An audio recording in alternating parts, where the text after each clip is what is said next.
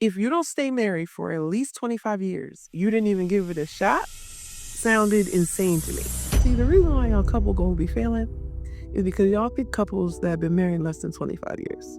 I've been married 20 years now, and I got married. My uncle had been married 55 years. When he died, him and my aunt had been married for 75 years when they died. He told me that if I didn't stay married for at least 25 years, that I didn't even give it a chance. That's what he told me. And I thought he sounded insane. I was like, at the time I was 24. So that 25 years was longer than I have been alive. So to say, if you don't stay married for at least 25 years, you didn't even give it a shot, sounded insane to me. But now that I've been married for 20 years, I know exactly what he means. He was right. Because you don't even know who you are going to be yet. You don't even know the person that you're becoming. And I don't care at what stage of life you get married. You're never done. You're never finished evolving. You're going to be learning something new on the day you die. So if you didn't give it at least 25 years, then you never gave yourself an opportunity to understand yourself in the context of this relationship. And that's why y'all couple goals be failing. They ain't even been together a decade. And you talking about goals, like, nah. I'll show you who is goals. Tamia and Grant Hill. They were married in 1999. They've been married for 26 years. They got 2 kids, and he's been with her after she was diagnosed with multiple sclerosis in 2003. This is couple goals. My absolute favorite couple is Shanice and Flex. Flex and Shanice, best couple, hands down.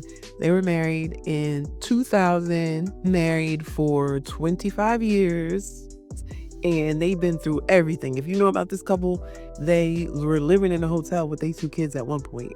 After their success, they went through everything together and got back and are stronger than ever. Flex was just DJing Johnny Gill 59th birthday, and Shanice was there and singing with him. They still together, and they are still wonderful and beautiful, and couple goals. Flex and Shanice, couple goals.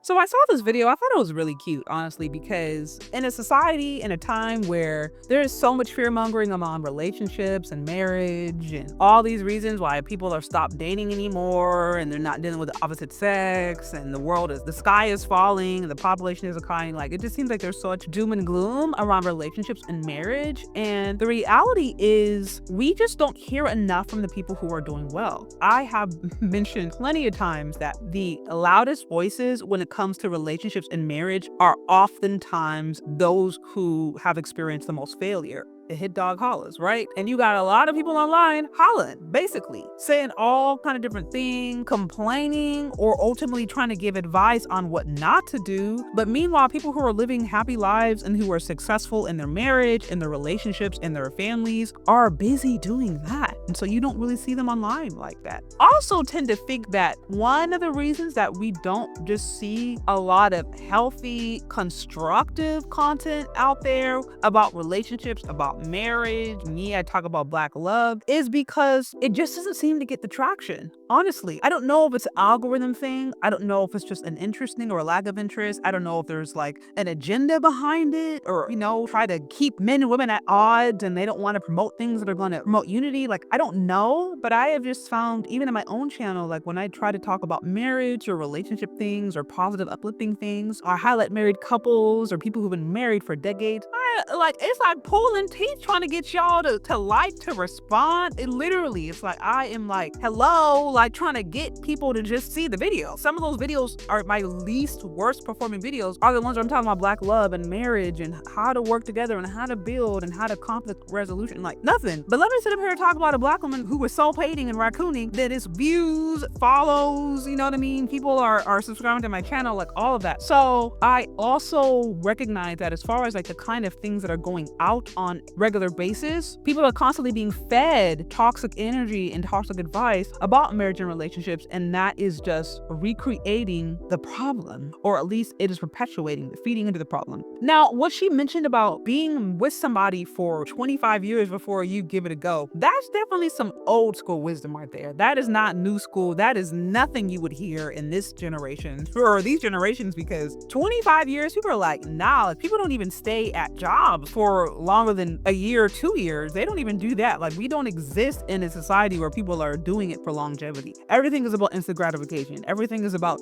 doing things quicker, better, more efficient. If it's not serving you immediately, get rid of it. And I think she's touching upon some age-old wisdom that has been lost, which is that there are certain things that just get better with time. And you're gonna have those down seasons. You're gonna have those hard times. You're gonna have those things where it may seem a little bit strange, but if you just continue with it, it is going to be worth it. And I think that's what her uncle, who had been married decades, was sharing with her, where it's like, you certain things you just gotta give time. And of course, now, radical feminists or traumatized women who are gonna say, oh, or they're gonna beat you and oppress you and they're gonna unalive you, whatever, and they're gonna bring out the most insane scenarios and say that's why you're not supposed to stay in a relationship long. We're not referring to those, right? Most of these relationships, a woman or a man is not at risk for your life, right? So barring those rare circumstances where there is DV or there is the potential of being unalived, outside of those, most relationships are not dealing with that. It's just issues with communication. It's not just trauma, spiritual, emotional issues, all that kind of different stuff. And if there is a willingness to work together, especially if you are doing it and you are in a relationship, a covenant with God, and there's a willingness to grow and work through those things, then it's something that can be salvaged. And many times it's something that can actually grow and expand and be more beautiful. There are multiple marriages I can think of off the top of my head, or just families that I look up to where they've been together for decades, 4+ decades, and they've been through some really hard times, but they have a really beautiful legacy. They may have multiple grandkids that they spend time with. They maybe they're helping other young couples in their church, or they are giving counseling. Like, those kinds of people who are able to stick through it and get through it are invaluable. And I just wish we heard more of that. And I think also there needs to be a coming back to reality that the best relationships take time. That includes romantic relationships. And instead of being so quick to just throw something or somebody away just because they're not hitting it right the first time or just initially, I think there needs to be a little bit more pause between people before people are willing to just throw out a relationship. I'm not saying that the person's like beating you or just in